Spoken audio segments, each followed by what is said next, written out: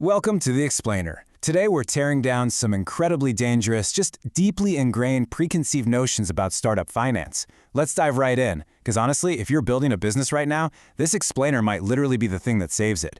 We're looking at a fantastic breakdown from Ledger App about the absolute most common money myths that startup teams believe, and the harsh truths behind them. Far too many brilliant founders are driving their companies straight off a financial cliff simply because they've bought into a specific startup culture. So let's look at what that culture actually looks like. Moving fast and breaking things. We all know it, right? It's basically the ultimate startup mantra. And look, in the totally fast-paced ecosystem of early-stage startups, speed is prioritized above absolutely everything else. You're rushing to build products, you're sprinting to acquire users, you're scrambling to hire top talent. But here's the fatal flaw.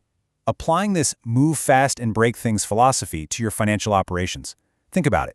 When you break your product, okay, you can push a software update. When you break your finances, you break the entire company. Because right now, the margin for error has basically shrunk to zero. Looking at today's shifting macroeconomic realities, guys, this isn't 2021 anymore. Capital just isn't free, and investors' patience is running incredibly thin.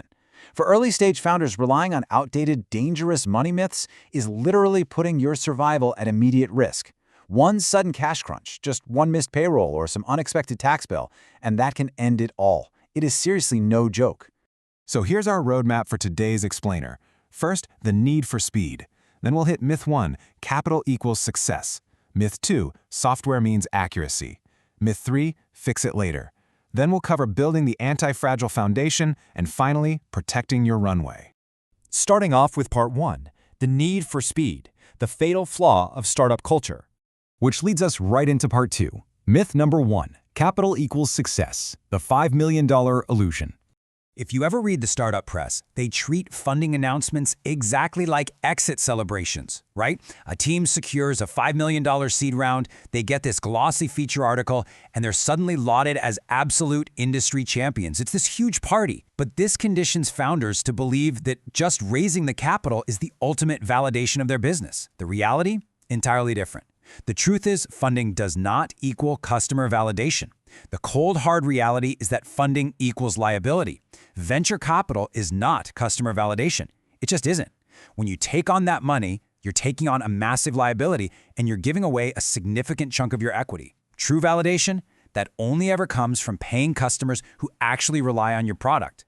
There's a quote from the source material that just brilliantly illustrates this danger. It says, "If you pour rocket fuel on a business model that has broken unit economics, you just create a bigger explosion." And venture capital is exactly that. It's rocket fuel designed to accelerate a fire that is already burning. If your fundamental business model is flawed and you dump $5 million of VC fuel onto it, well, you don't build a stronger company. You just create a massive crater. And lean teams, they know this. They know that bootstrapping or achieving early profitability is actually way more prestigious and leaves you with a lot more equity than just giving away your company to survive. Moving to part 3. Myth number 2. Software means accuracy. The subscription misconception. Modern platforms like QuickBooks or Xero, they're fantastic tools. They've completely revolutionized how we log financial data. But founders so often fall into this trap. They think, hey, I bought a subscription, so my bookkeeping is totally automated. Yeah, no. The truth is that software is only ever as good as the data you feed into it. If your team is just uploading raw bank feeds without attaching any physical receipts, or if you're categorizing client meals all wrong, or just completely ignoring recurring subscriptions, your software cannot save you. It literally doesn't know what it's looking at. So without those strict structural inputs, your expensive accounting software is essentially just a beautifully designed digital trash can. Kind of a wild metaphor, right? But it's true. Because when tax season arrives, or even worse, when an audit hits your company, all of those unverified transactions, they just get thrown out, tossed into the literal trash. And that translates directly to thousands of dollars in lost tax deductions, money that absolutely should have gone right back into your product development. Okay, part 4. Myth number 3. Fix it later. The kitchen table excuse. I hear this excuse all the time. Hey, we're just a team of 3 working out of a kitchen. We can worry about receipt tracking, expense classification, all those cash reconciliations later, like once we raise our Series A. Trust me, that exact sentiment has sunk countless brilliant startups. The idea that messy finances can be cleaned up later completely ignores a fundamental truth. Scaling a messy process just makes the mess exponentially more expensive. Just think about it. The cost of hiring a specialized forensic accountant or some high-end bookkeeper to untangle 12 months of completely undocumented startup transactions? It's astronomical. It is so much more painful and expensive than just setting up a simple, clean system on day one. And here is the absolute most critical metric of all: $1 single. Without real-time cash flow visibility, you are essentially flying blind. You can't make strategic hiring decisions, you can't launch marketing campaigns, and you certainly can't plan product development if you don't know your exact monthly burn rate down to the single dollar. Financial hygiene isn't some luxury you just scale into later, it's the fundamental bedrock that allows you to scale in the first place. Which brings us to part 5, the anti-fragile foundation, proactive financial hygiene.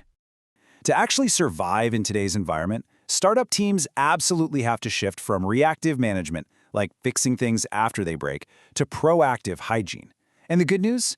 This doesn't require hiring a full-time, high-priced CFO. It really just requires adopting 3 simple, non-negotiable systems. Step 1, separate accounts immediately. Seriously, never ever let personal and business funds overlap even during those super early bootstrapping days. Keep them completely walled off. Step 2, enforce a one-touch receipt policy. Use mobile-friendly automation to attach your receipts to transactions instantly, right at the point of sale. Do not wait until the end of the month. And step 3, perform weekly cash flow reconciliations. You need to know your runway in real time, right now, not 30 days after the month has already ended. And finally, part 6, protecting your runway, freeing up cognitive load. Ultimately, setting all of this up isn't just about keeping the IRS or your investors happy. It's about you, the founder. It's about your mental bandwidth.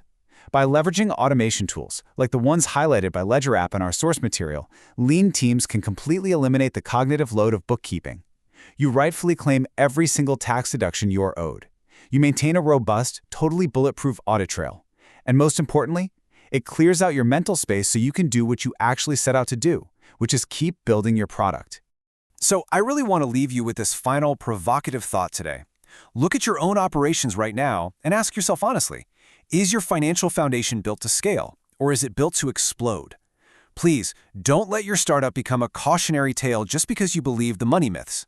Build the foundation now, and you'll reap the rewards as you grow. Thanks so much for joining me on this explainer, and I will see you next time.